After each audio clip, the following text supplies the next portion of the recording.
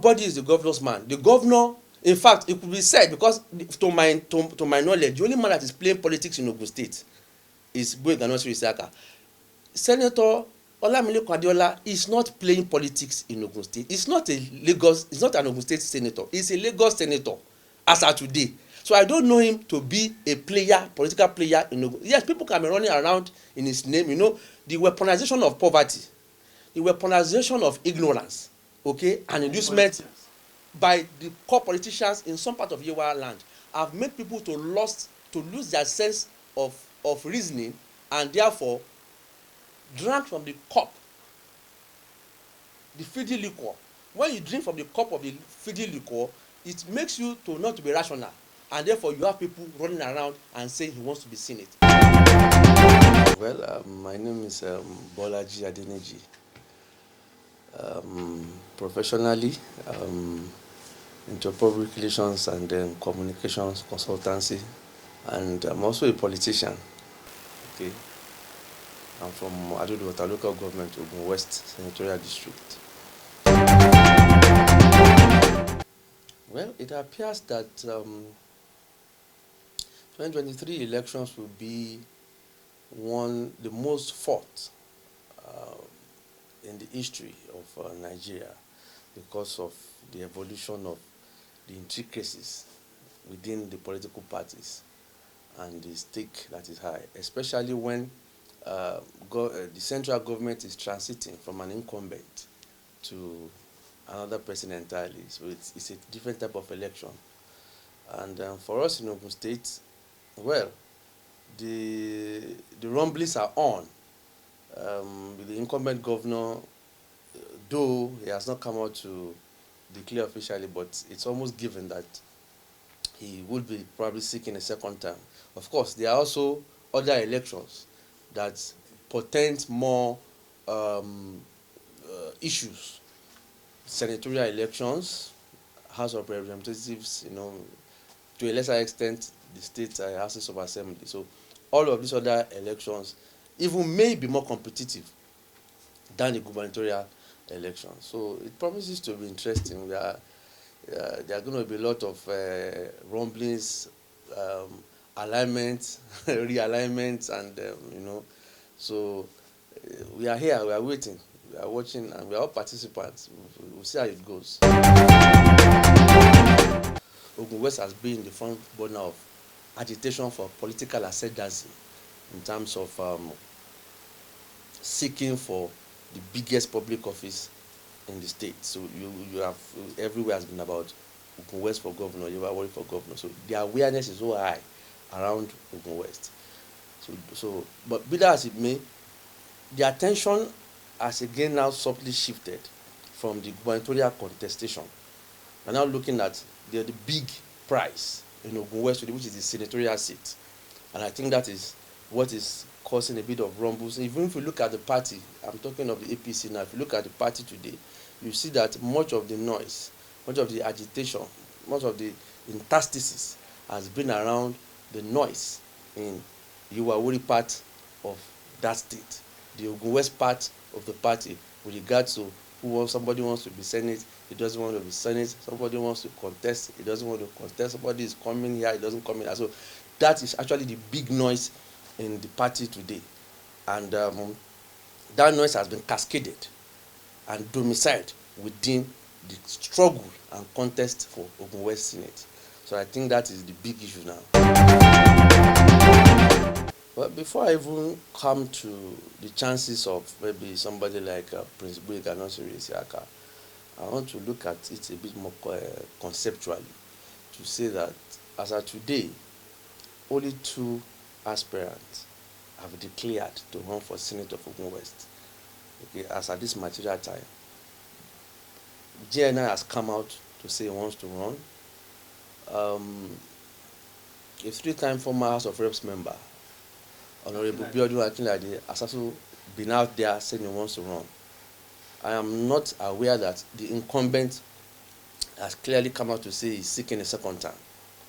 Okay, so that for me represents my understanding of those who want to run, except somebody else comes out to say he wants to run.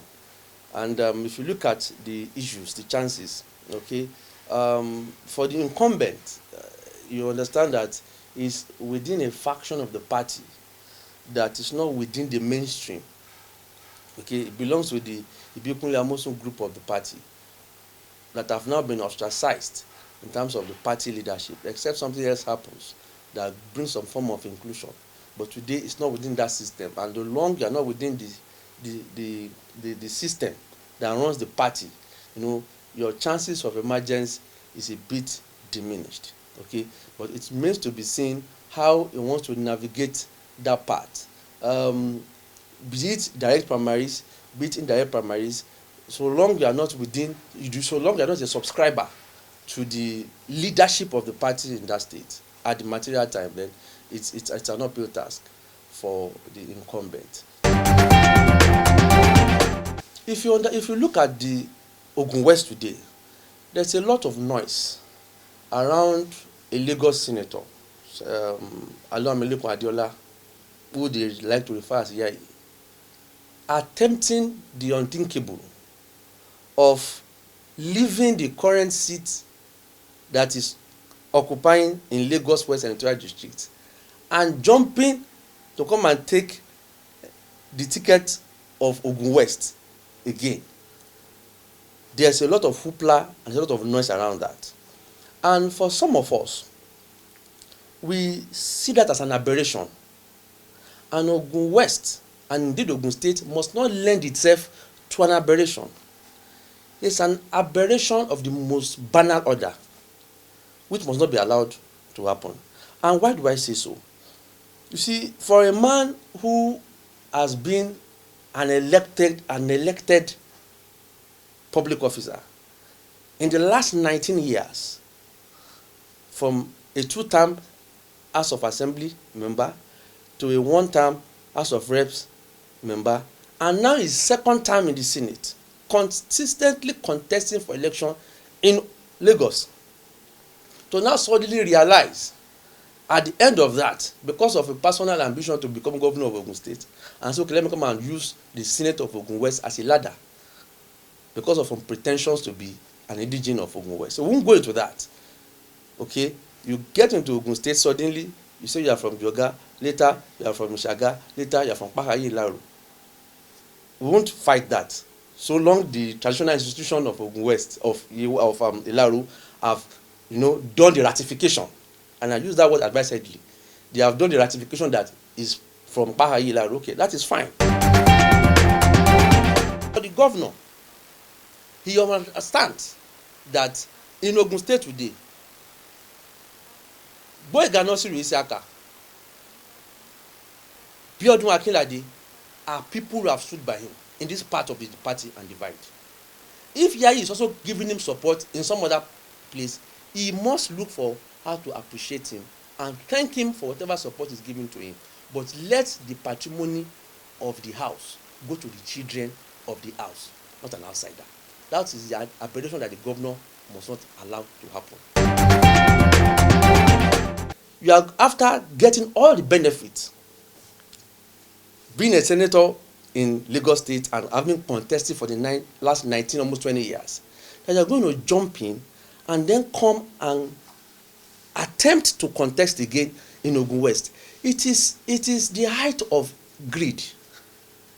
That self-expansionism is not only wrong, it assaults the sensibilities of every bona fide Ogun West indigene. And that we have some people pushing that, it's not only deleterious, it's so unfortunate. And that's why some of us have said that, look, we're not going to stand and watch such an aberration happen. And we must give it to the last governor of Ogun State, Senator Ibikunle Amosun, whom, when some of us got his mindset about why he did not want to have anything here, because we found some instances whereby some supporters of Lagos senators said he was a supporter of the Ibikunle Amosun regime. He did this, he did that. Fine. The former governor said, it's not a problem for you to be a friend of us. You can even support us. I can start to say, I like what Fayemi is doing in Ekiti State. I'm beginning to support and do a few things. That is fine. But when you want to now live where you are, where we know you to be, where you are anchored electorally, politically, to now say you want to come here, the man is still serving in Lagos as Lagos senator from Lagos West. Yet you find him saying that he's also running for Ogun West Senate. To deliberately ignore, okay, the matters of his indigenship and said, okay, let us sit down together and even talk. In that public dialogue that was held, I think March 1 or thereabout in 2018, some of it was a committee put together that brought GNI and Yayi together. Say, cool, let us sit down together and work, do what we call unity of purpose. And at the end of that exercise, the communique and what was agreed up was that whoever is not able to get the ticket of his party, okay, will concede and support the other person in the interest of Yewa-Awori. And what happened afterwards? Yayi could not secure any ticket. All right? But rather than honor the principle of that agreement, this is the video of that environment, of that. I was the secretary of that project. Dr. Kunle Salako was the chairman. Two of us planned it together. I was from GNI. Kunle Salako was from Yayi. But what happened when he lost out? Rather than support GNI in the interest of Yewa-Awori, if he truly wanted Yewa-Awori to be governor, what did he do? He did not do that. He decided to take his support and take it to the man from Remo, which is our governor today. He has moved to all the nooks and crannies of Ogun West countless times. He has met whoever is worth it in that environment. Even when he was the GMD of Gateway Holdings, he did a lot to contribute to the development of that region in terms of empowerment, in terms of employment, in terms of infrastructure, which he used that office for. And all through the time, you also wouldn't forget that he's also the brain behind the Ogun Grandon Free Trade Zone, which incidentally is now the chairman of.